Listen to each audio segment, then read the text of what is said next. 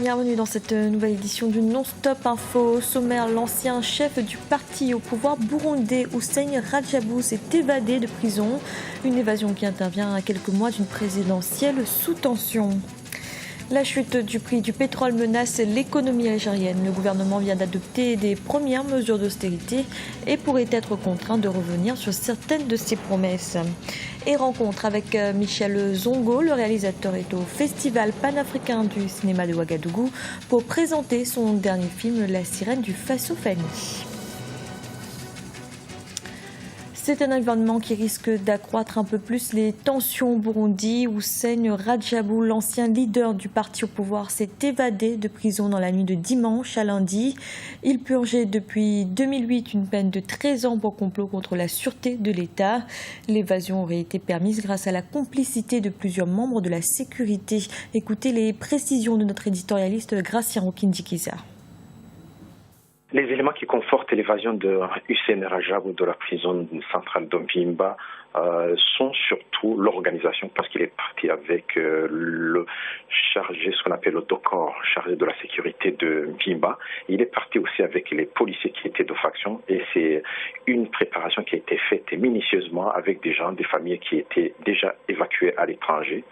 Et il y a même une confirmation de l'arrivée de Radjabou à l'étranger. Donc il serait parti par le lac Tanganyika, donc avec une complicité de plusieurs personnalités du CNDD-FDD, y compris, selon certaines sources, y compris quelques généraux. Suite du procès des partisans de l'ancien président Laurent Gbagbo en Côte d'Ivoire. Ce lundi, c'était le début des plaidoiries. Les avocats des parties civiles réclament 2000 milliards de francs CFA de dommages et intérêts. Pour rappel, l'ancienne première dame Simone Gbagbo et ses 82 co-accusés sont poursuivis pour complot contre l'autorité de l'État lors de la crise post-électorale de 2010-2011. La commission électorale togolaise a clôturé dimanche soir le dépôt des candidatures pour la présidentielle. 5 dossiers ont été enregistrés. Parmi ceux-ci, 4 sont de l'opposition. Le 5e étant celui du président sortant Forna Simbe. Les candidatures doivent à présent être validées par la Cour constitutionnelle. Ibra Ndiaye. On connaît désormais les candidats à la magistrature suprême pour la présidentielle au Togo. Ils sont au nombre de 5, dont 4 issus de l'opposition. Il s'agit d'Aimé Tchabouré Gogué, président de l'Alliance pour la démocratie et le développement intégral, l'ADI, Jean-Pierre Fabre de l'ANC, l'Alliance nationale pour le changement, Jéry Tama, le président du NET, le nouvel engagement togolais, et Mohamed Tiassona Traoré du mouvement citoyen pour la démocratie et le développement. Du côté de la majorité présidentielle, c'est le chef de l'État sortant Forna Simbe qui portera la couleur de l'Union pour la République. On a la confirmation que l'opposition ira à rang dispersé. Jusqu'à hier, certains observateurs pensaient encore qu'au dernier moment, il y aurait un sursaut et que l'opposition pourra trouver une formule pour présenter un candidat. Mais finalement, on se rend compte que les années d'hier, puisque que ce soit Adi ou encore le NEC, ils ont tous fait partie à un moment du CAP 2015 et les années d'hier donc n'ont pas pu trouver une formule.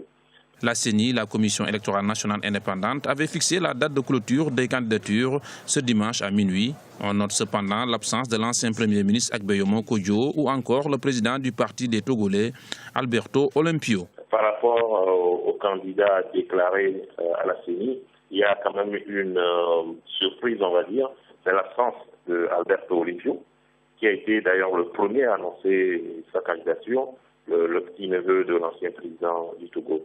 Il a été sur le terrain pendant plusieurs mois pour finalement aujourd'hui se désister, parce qu'officiellement il y a une polémique autour du fichier. Il réclamait l'accès à la base de données du fichier électoral. La CENI n'a pas fait droit à cette demande, donc il s'est retiré. Et c'est aussi l'une des surprises finalement des candidatures déclarées à ce jour à la CENI. La présidentielle est prévue pour le 15 avril 2015 au Togo. C'est un scrutin à tour unique. Le candidat qui aura le plus de voix à l'issue de ce vote sera déclaré vainqueur. L'Algérie, pays producteur de pétrole, subit actuellement les contre-coups de la chute du prix du baril. Une conjoncture qui amène le président Brice Bouteflika à renoncer à certaines de ses promesses de campagne, mais aussi à réformer son économie. Des premières mesures d'austérité ont déjà été adoptées. Ibra Ndiaye. Plan d'austérité ou d'ajustement. Face à la chute du baril du pétrole, l'Algérie réajuste son programme de développement. Pour faire face à la répercussion de la baisse des cours du pétrole, les autorités algériennes prévoient entre autres le gel des recrutements dans la fonction publique en 2015 ainsi que la promotion des exportations hors hydrocarbures. Pour les autorités, il s'agit de rationaliser les dépenses publiques et non d'imposer une politique d'austérité. L'impact de la chute du cours du pétrole, il y a une loi de finances complémentaire qui est prévue dans les 2-3 mois à venir. Elle va modifier la loi de finances prévue. Les projets qui ne sont pas prioritaires, qui n'ont pas d'impact sur le social et l'économie, vont être ajournés en attendant s'il y a remontée du cours du pétrole. Deuxième point, c'est qu'une instruction a été donnée par le Premier ministre, membre du gouvernement, de mieux gérer leurs projets. Le troisième élément, l'application de l'article 87 bis, augmentation des salaires. Au départ, il devait être généralisé aux 7,5 millions de salariés. Ça sera applicable, mais uniquement pour les catégories qui touchent moins de 20 000 dinars. Le pays puise dans ses réserves de change qui ont baissé de 10 milliards de dollars en 6 mois après une hausse continue depuis 10 ans. Selon le chef de l'État Abdelaziz Bouteflika, la crise engendrée par la baisse des cours du brut est sévère et risque d'avoir des conséquences imprévisibles sur l'économie algérienne. Aussi préfère-t-il prévoir plutôt que guérir, un avis partagé par de nombreux observateurs. On ne peut pas avoir 40 milliards de dollars ou 45 milliards de dollars de recettes et sortir des devises de 80 milliards de dollars. Parce que si on continue à cette lancée, on risque d'aller vers un épuisement des réserves de change qui sont actuellement de 185 milliards de dollars. Si on ajoute les 173 tonnes d'or, l'équivalent de 7 milliards de dollars, on est actuellement à 195 milliards de dollars. Et là, il y a un plan, peut-être pas d'austérité, mais d'ajustement des dépenses. Rappelons que l'Algérie tire plus de 95% de ses revenus externes de l'exportation des hydrocarbures et que le prix du brut est tombé en janvier 2015 à son plus bas niveau depuis 6 ans.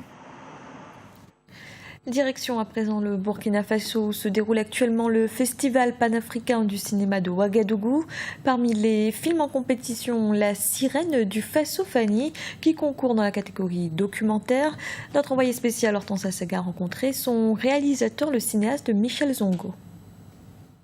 Bienvenue sur Africa 24. La 24e édition du FESPACO se poursuit ici à Ouagadougou et je vous présente le festivalier du jour.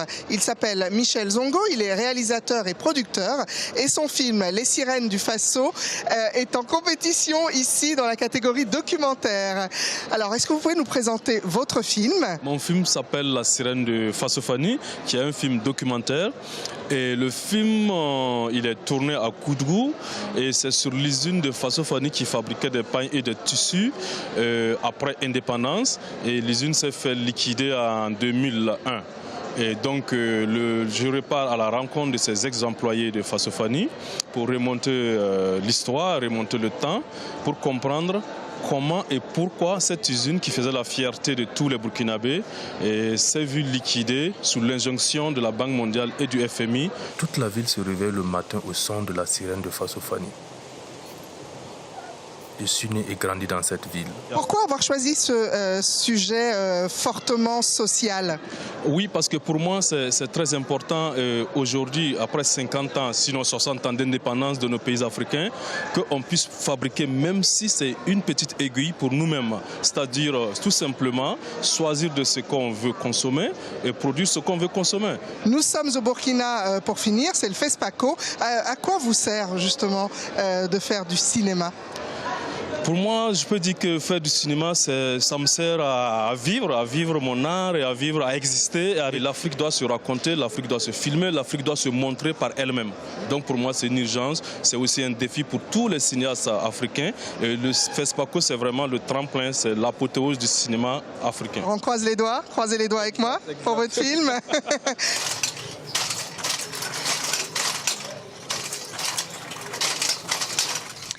C'était le journal de la rédaction. Merci de l'avoir suivi. Retrouvez dans un instant une nouvelle édition de l'information.